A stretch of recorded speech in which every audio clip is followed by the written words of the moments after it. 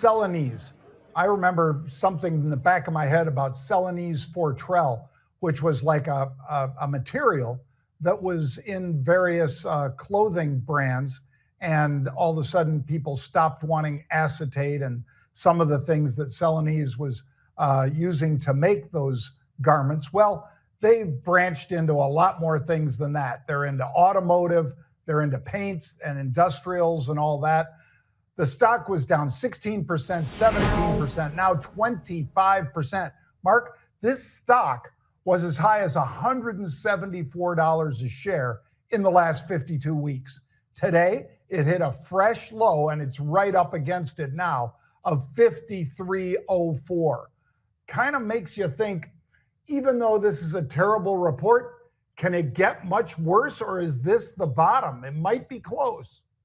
Yeah, listen, I might have to agree with you on this, John. I mean, this company makes the kind of stuff that if we are going into an increased domestic production environment, which we very firmly believe that we are because of Donald Trump's pro-business, pro-U.S. business policies, they should do well, right? They make things that manufacturers need for their own manufacturing. They're a critical part of the supply chain, not only for clothing and other consumer disposable goods, but also durable goods, and in the context of the automotive sector. So I was kind of surprised to see these numbers come out as weak as they are. They seem to be offering guidance that does point to some of the potential, tariff impact, trade war impact, things of that nature. Other sectors that have automotive exposure are actually suggesting that what's going on with some of these tariff policies will positively impact, because they're just going to raise auto prices, right? That are going to potentially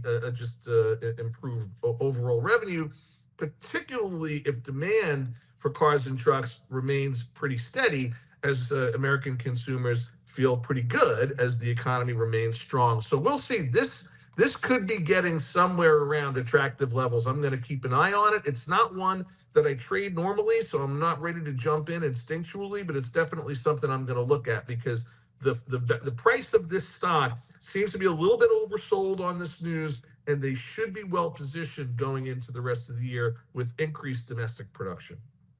Yeah, I mean, it just looks interesting, Mark, at, the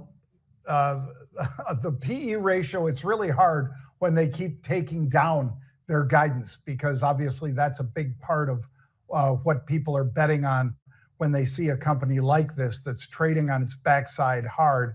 But this is one that is definitely on my radar, and I've kept looking throughout the show to see if we see unusual. Haven't seen it in there yet, but if we do, we'll jump on it.